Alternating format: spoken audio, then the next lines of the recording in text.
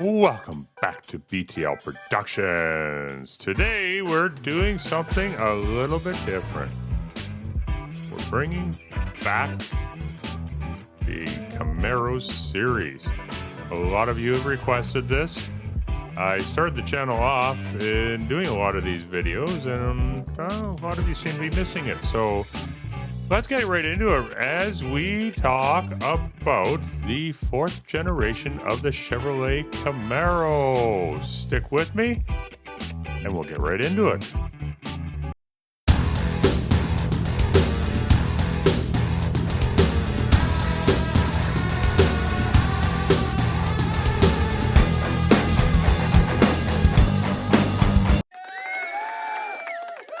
All right, guys. So I did start this channel off. I did a lot of slideshow type videos, and I would talk about the stories of a particular car. My first series was the Pontiac Grand Prix. And today we're going to continue with the fourth generation of the Chevrolet Camaro, the one that almost didn't come to be. Yes, it was a really tough sell at the time to actually bring the Camaro to be. GM was already facing in the early 90s one of his most difficult times in its history to date. They had too many brands. They were all competing with each other. And Roger Smith would come into the company and take over. And he consolidated the brands into two groups, basically, of the first one being Buick, Oldsmobile, and Cadillac, and the second being Chevrolet and Pontiac. And they were kind of referred to as super groups at the time. Another issue that GM had, unfortunately, during the 1980s was quality and brand uniqueness. Yeah, they had too many brands, and looking back, they probably should have gotten rid of some of them, but they didn't. They just kind of consolidated them. But, you could look at a Chevy, a Pontiac, a Buick, an Oldsmobile, and quite often they all had a car that kind of looked the same as the rest of them. Now, Chevrolet and Pontiac were kind of one and the same because they did have the Camaro and the Firebird, but those two were actually much more unique than a lot of the other cars were at the time. So, anyhow, also, what a lot of people didn't know was this generation of the Camaro and Firebird almost became a front-wheel drive car. And thankfully, they didn't do this because that would have been an abject disaster, in my opinion, trying to sell a sports car up against cars like the Mustang and having it front-wheel drive. I mean, there was a huge drive at the time to bring cars to front-wheel drive. I mean, they did drive better in the snow, etc. But yeah, they just wasn't performance-oriented. So thankfully, that one was quashed fairly quickly. Now, Perkins would take over Chevrolet at the beginning of the 1990s after a short stint with Toyota as one of their top men there. He would come back over to take over the Chevrolet division, and he had a difficult job ahead of him. He had a brand that was full of stale designs, and the only new products at the time were the Chevrolet Caprice and the minivans. Now, if you remember the Chevy Caprice, I mean, most people bought those as either rentals or police cars. That was kind of the main market for those cars. There were a few people that bought them, but I mean, at one time they're kind of known as a working man's Cadillac, but it just wasn't. It was just this big yacht of a car at the time, really. And their minivans, anybody that was around in the early 1990s remembers the Dustbuster, known as a Chevy Lumina APV van that was oddly shaped like a Dustbuster vacuum cleaner.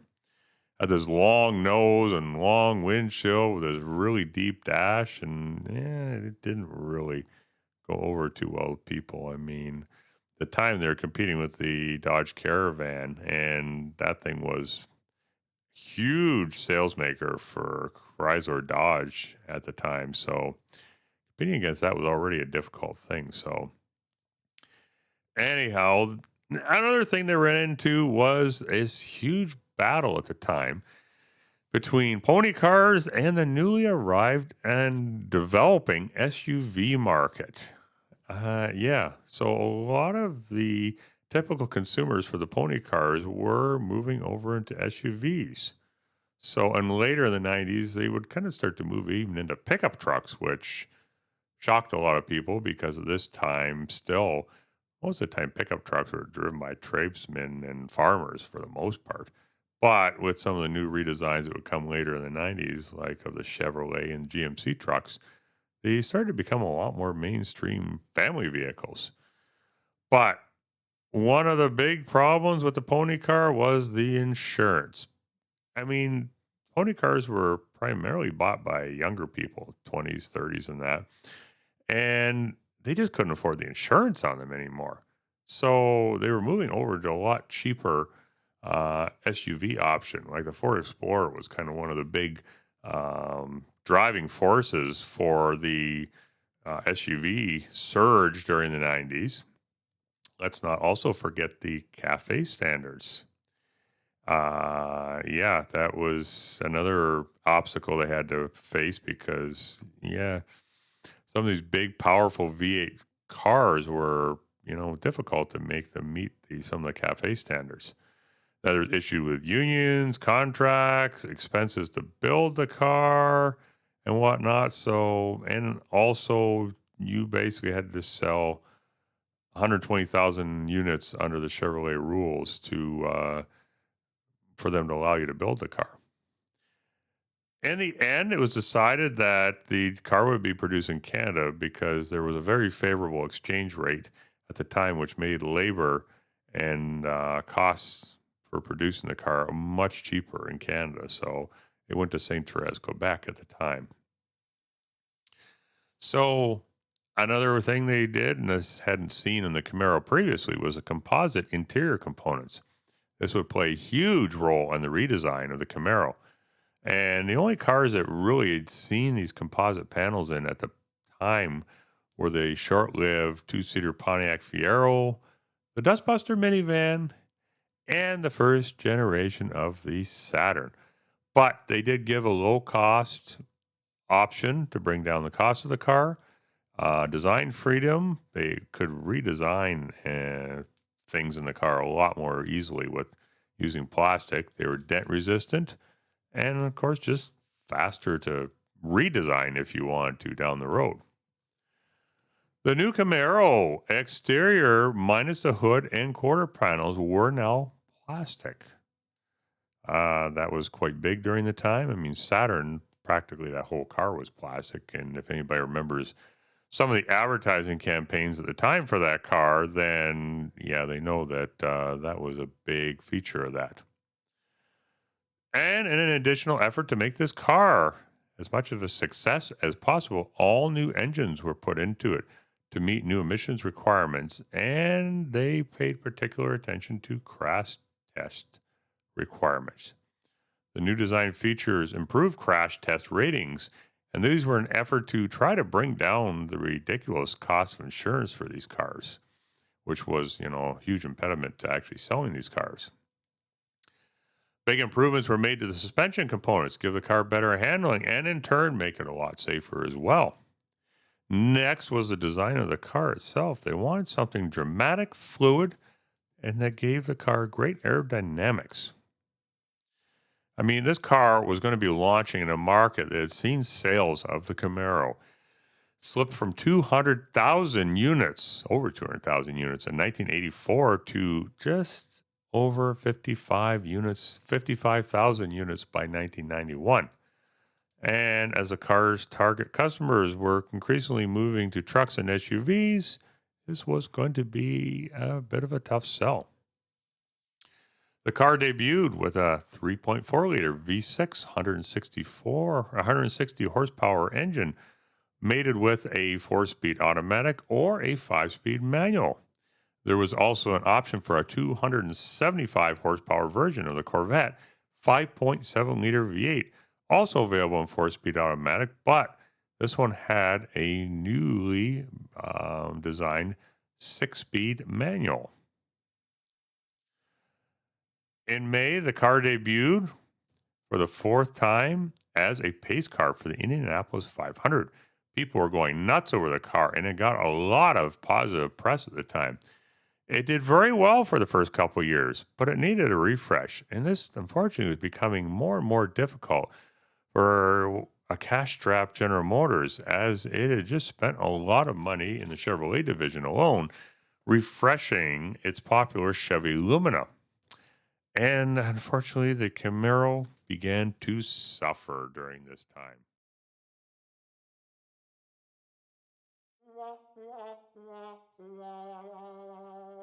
So, yeah, as a result, most of the changes through the 1997 model year were very evolutionary. In other words, not a lot really changed. It was just a lot of refreshes. And as a result, yeah, this made this car even more difficult to produce. But 1997 would see the introduction of the optional 3800 V6, similar to those seen in many other GM cars like the Pontiac Grand Prix, the Pontiac Bonneville, the Buick LeSabre and Park Avenue. So, yeah, this was positive news for it because this was a very popular power plant and a very reliable engine. So, positive news for the Camaro.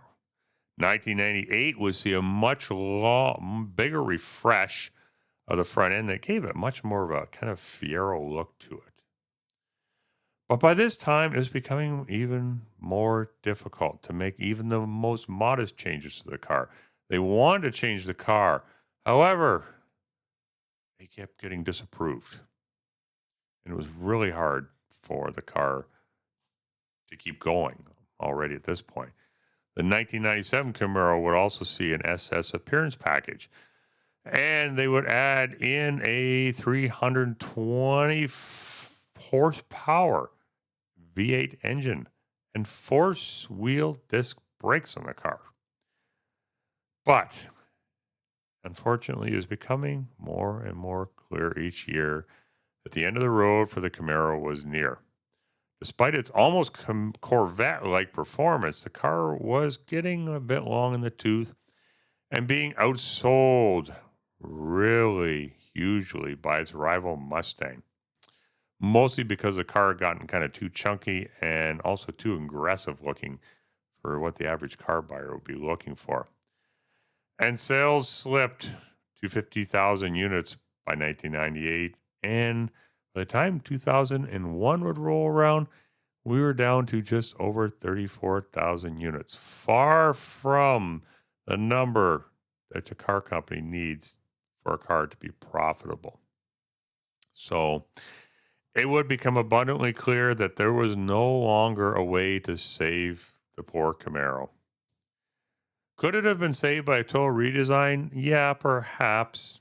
Probably could have, but that would have taken a lot of money, and that would have taken money away from higher volume, much more profitable models, particularly the SUVs at the time, as well as some of the more profitable cars and trucks.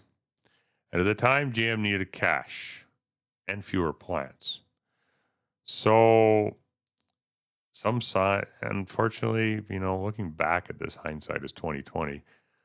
But some signs of the impending disaster at General Motors in 2008 were already becoming quite evident by this point. Even some signs like we've talked about here back in the 90s could already be seen that they were having problems with the company internally. So after 35 years, GM made the very reluctant and difficult decision to release a 35th anniversary edition of the Camaro, but at the same time announced that the 2002 model year would be the end of the road for the Camaro.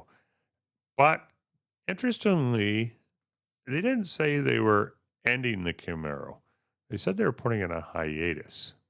So, I mean, they're leaving the door open for a possible return, as all we all know did happen a few years down the road after GM went through bankruptcy and kind of re-envisioned itself, redeveloped itself. So anyhow, yeah, let me know what you think of this video. Are you glad to see me bringing back the car series where I go through and talk about cars of days gone by?